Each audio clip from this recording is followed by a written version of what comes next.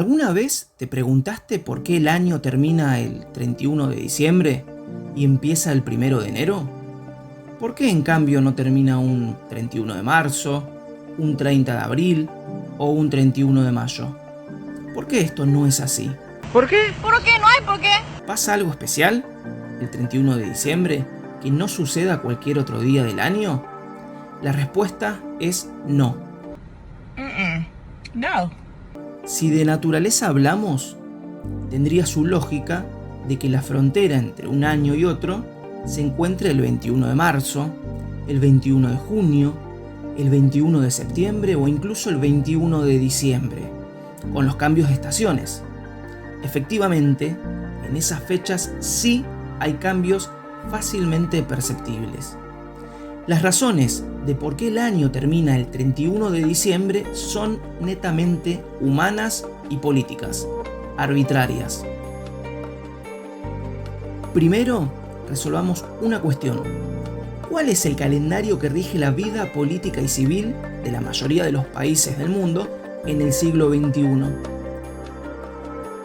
Para responder, tenemos que ir un poco más atrás en el tiempo. En 1582, el Papa Gregorio XIII decide suplantar el hasta entonces utilizado calendario juliano. ¿Cuál era el problema con el calendario juliano? A grandes rasgos, se podría afirmar que el calendario gregoriano es más exacto que el anterior. Mientras que el juliano atrasa un día cada 128 años, el calendario gregoriano también lo hace, pero cada 3.324 años. Por ello, con todas las modificaciones al nuevo calendario, en aquel 1582, después del jueves 4 de octubre, le siguió el viernes 15 de octubre, para eliminar los días que ya se habían acumulado y suponían un error. Tal cambio produjo disturbios de personas que estaban convencidas de que se les estaba quitando 10 días de vida con la reforma. Algo anda mal. Por otro lado, había razones también políticas y religiosas. Si bien el calendario juliano es anterior al dominio de Diocleciano, en muchas regiones de Europa se tomaba como año de origen la asunción de aquel emperador, quien había perseguido ferozmente a los cristianos dentro del Imperio Romano de Occidente. El nuevo calendario tenía que además hacer hincapié en que el año de origen tenía que ser el nacimiento de Jesús, dándole así una connotación totalmente política y religiosa. La gran pregunta era ahora, ¿cuándo había nacido efectivamente Jesús? En caso de haber existido, no había en la época mecanismos tan aceitados de registro de nacimientos como los hay hoy en día. ¿Por qué un 25 de diciembre? ¿Había alguna fuente confiable que garantice este dato? Ninguna.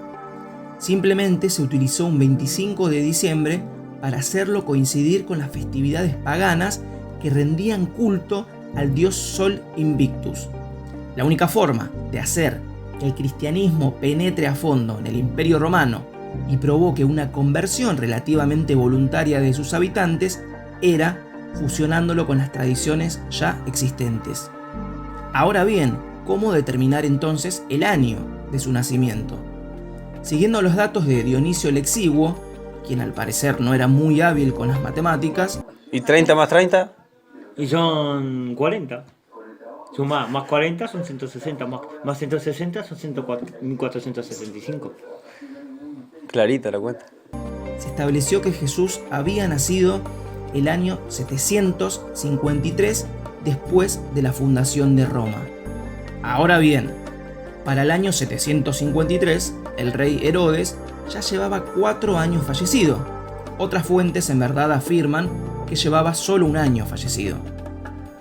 En la tradición cristiana, Herodes no solo es contemporáneo a Jesús, sino que además, al enterarse del nacimiento de un supuesto Mesías, habría ordenado el asesinato en masa de todos los nacidos en Belén y menores de 2 años. Esta incongruencia, la imposibilidad de un rey ya difunto de dar la orden de asesinar a los infantes de Belén, da cuenta de un error de cálculo. 2 por 0. 0. 2 por 0. 0. 0. 2 por 0. 0. 2. 4. Por otro lado, no pocos astrónomos, tomando como apoyo la idea cristiana de que el nacimiento de Cristo fue anunciado por la estrella de Belén, lo que en términos astronómicos en verdad era la conjunción entre Marte, Júpiter y Saturno, y también la idea de la aparición de un cometa que fue visible desde Medio Oriente, estiman que, de haber existido, Jesús debería haber nacido 5 o 6 años antes de lo que se supone. Por lo tanto, este 31 de diciembre no deberíamos brindar por la llegada del 2021, sino más bien por la llegada del 2026. Ya nos aproximamos a una idea de por qué estaríamos despidiendo el 2020, el 2021 o en su defecto el 2025. Queda aún la cuestión de por qué precisamente un 31 de diciembre y no otra fecha. Antes de considerar el 1 de enero como el primer día, se tomaba el 25 de marzo, es decir, cuando comienza la primavera en el hemisferio norte. Varias fuentes coinciden en afirmar que la razón del cambio sería netamente bélica. Hace 2 milenios, en el año 154 a.C., Roma declaró la guerra a Segeda, al pueblo celtíbero que habitaba una pequeña localidad zaragozana. Se hacía necesario elegir los 2 cónsules y eso sucedía el 15 de marzo, el primer día del año político-administrativo romano. Pero la situación era urgente y hubo que adelantar la elección para el 1 de enero, y desde entonces el calendario también coincide con esa fecha. Y para ser aún más precisos, ¿por qué un 1 de enero y no el 25 de diciembre? Al parecer, las razones se encuentran en que se prefirió que el nuevo calendario entrara en vigor con una luna llena, algo que efectivamente se produjo entre el 31 de diciembre y el 1 de enero de aquel año.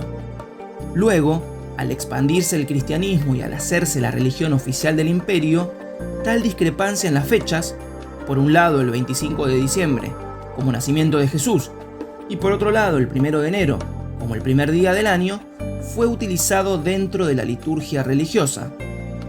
El niño, recién nacido, como judío, habría sido circuncidado entre 6 y 7 días después de su nacimiento, es decir, un 1 de enero. No obstante, luego de la caída del Imperio Romano y en buena parte de Europa durante la Edad Media, seguían celebrando el inicio en marzo. Recién en el siglo XVI, y con el nuevo calendario gregoriano, se adopta un sistema de medición tal como lo conocemos hoy en día. Sin más, nos despedimos y que tengan un feliz 2021, o mejor dicho, un feliz 2026.